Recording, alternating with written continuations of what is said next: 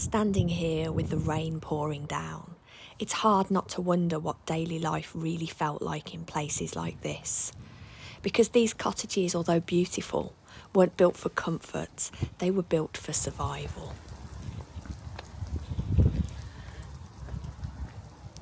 Hello and a warm welcome to Through Lucy's Lens, videos where I go somewhere interesting and hopefully you'll find them interesting too.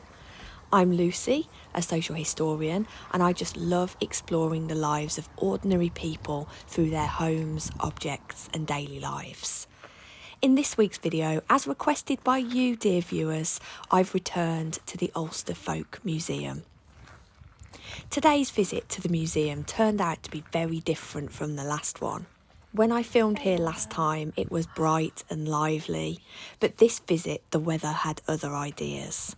The rain came down steadily all day, the skies were heavy and grey, and the cottages felt dark and quieter. But in many ways that actually felt fitting. Because rural life here in Ulster was rarely lived in sunshine and postcard scenes. It was hard work, often in harsh weather, and the homes we're visiting today were built for practical living rather than comfort. Several of you asked to see more of the cottages here at the museum, so today we're stepping inside 4 of them, each telling a slightly different story about life in the countryside. As always, please tell me your favourite. We'll start with Koshkib Cottage and move on to Corradreenan Farmhouse. We'll visit the fascinating Pound Forge and finish in the low-roofed Cruckaclady Farmhouse, where I quickly discovered the dangers of historical ceiling heights, but I'll save that treat until the end. So let's go. The first cottage is Koshkib Hill Farm, and this originally stood in Koshkib near Cushendall in County Antrim, and it dates back to around the 1850s. The building you see here is the original structure, and it was dismantled and carefully reconstructed at the museum in the 1960s. Today it's a solid 2-storey stone farmhouse, but it probably began life much more modestly as a 2-roomed thatched dwelling. In the early 1900s, improvements were made and a 2nd storey was added, and the thatch roof was replaced with slate. Those changes allowed for 2 upstairs bedrooms and a downstairs parlour, or good room, which was usually kept for special occasions. But the heart of this home would have remained the kitchen and the open hearth fire.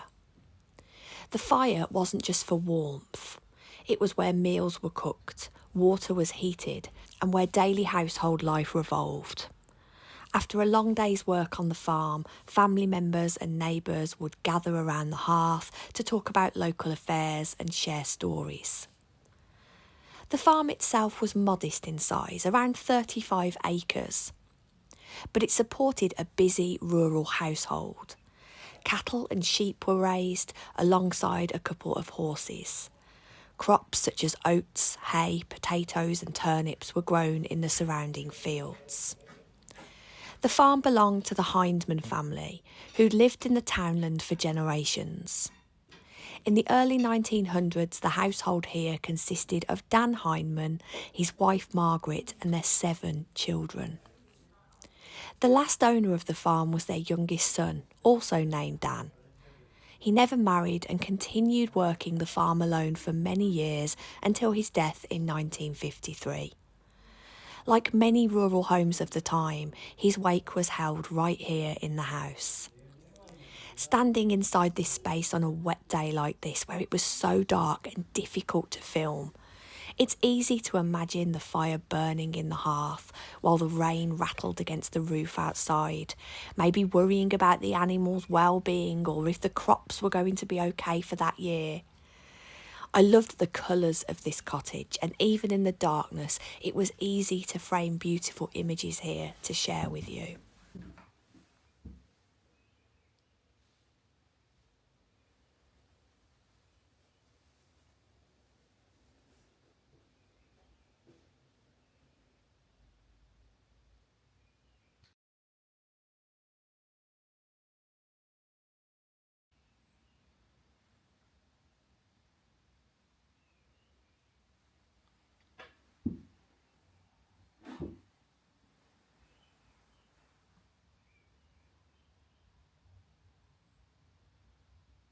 time. I had to get 3 buses to school. I lived in the city, by the way. It's just that I went to a school with 3 buses.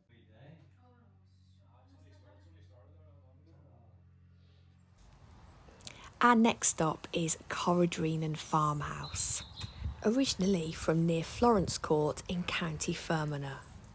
This traditional whitewashed thatch farmhouse dates back to around the 1750s. One of the most distinctive features of this house is the hip thatched roof, which slopes down on all sides. This style is thought to have been influenced by English building traditions and is more common in nearby counties like Cavan and Monaghan. Originally, the house was very simple, containing just 2 rooms, a kitchen and a bedroom. By around 1900, however, the interior had been subdivided into 5 smaller rooms. This reflected changing ideas about privacy and domestic space during the 19th century. The farmhouse was home at this time to the Elliott family, who lived here for 4 generations.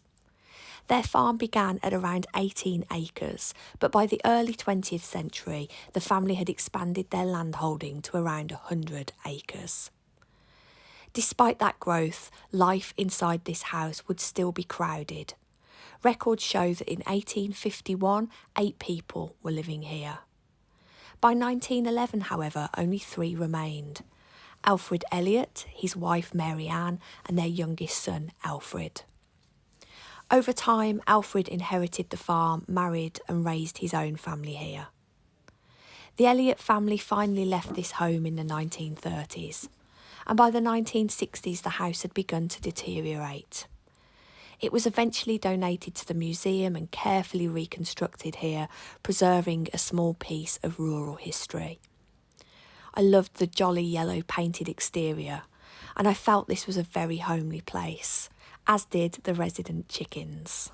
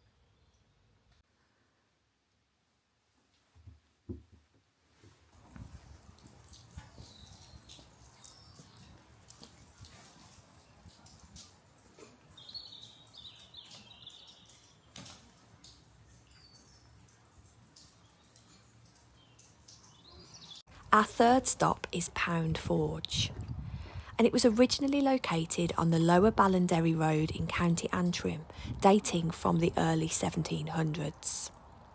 The structure was dismantled and moved to the museum in the 1990s, opening here to the public in the year 2000. What makes this building particularly interesting is that it once contained both a farmhouse and a blacksmith's forge under the same roof. That combination was actually quite rare, especially because this building had a thatched roof which posed an obvious fire risk for a forge. Local traditions suggest that the dwelling might even be older than the 1700s, possibly dating back to the mid-1600s. For generations, the property was known as Pound Farm, named after a nearby cattle pound. That's an enclosure where stray animals were kept until claimed by their owners. Over time, the building served several purposes. Alongside a forge and a farmhouse, there was even a small grocery shop and a postbox here at one stage. Across the road from this house stood the Pound Public House, making this spot something of a small rural hub. Today, the building has been reconstructed as the home and workplace of a bachelor blacksmith in the early 1900s. Giving us a glimpse into how rural trades were often closely tied to domestic life. This was my favourite of the cottages I explored today. It seemed light, airy, and somehow modern and comfortable. I did wonder though, had the cleverly hidden modern electric spotlights in this house subliminally made this space more appealing to my 2026 sensibilities. Thank you. That'd be good to at least bring out a little holiday to show kids that you can, you have no TV, no iPad.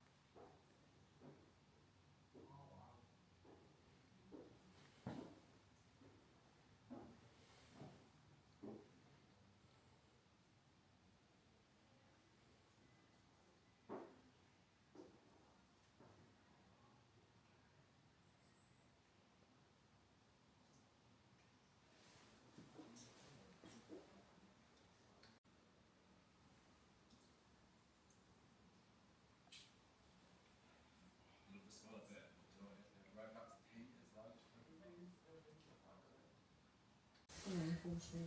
Blacksmith. Kept a nice little place, blacksmith.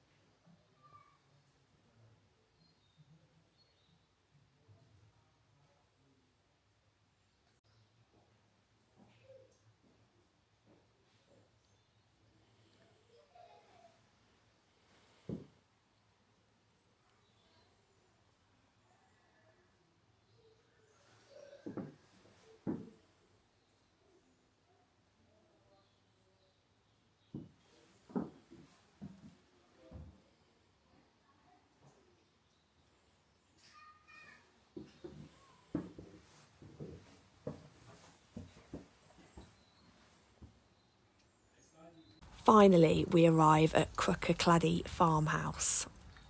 Originally from Plumbridge in County Tyrone.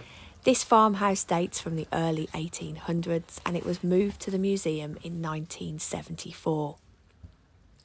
The house originally formed part of a small rural cluster of homes known as a clachan, where several families lived close together.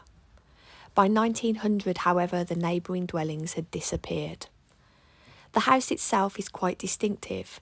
It's a 2-room, single-storied thatched house, but the bedroom sits directly above the cattle bur.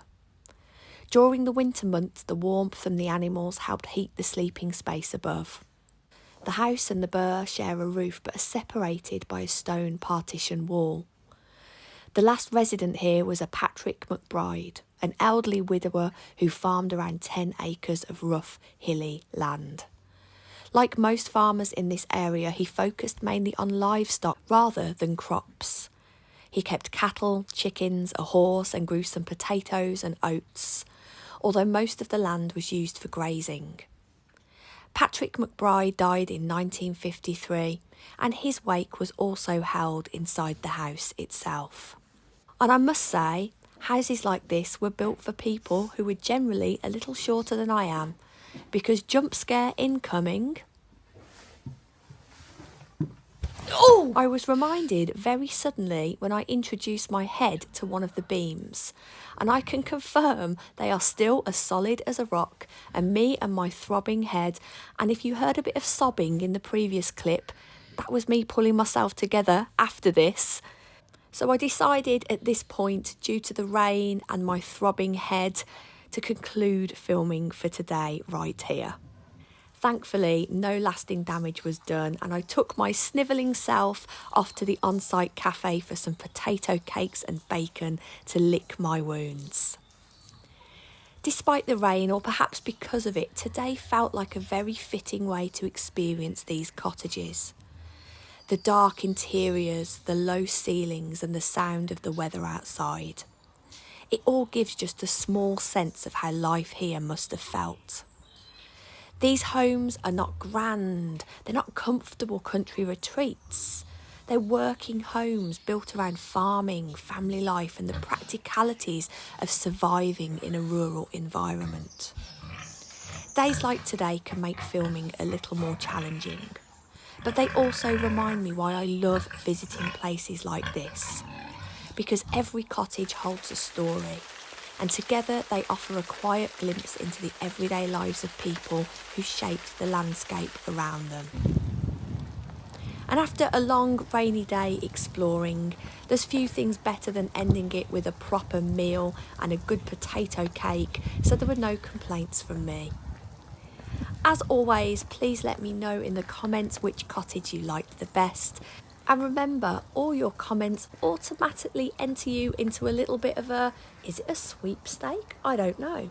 To get a postcard, a handwritten postcard from one of my visits from me. I'm already getting quite the collection together. If you're new here or you aren't already, please consider subscribing.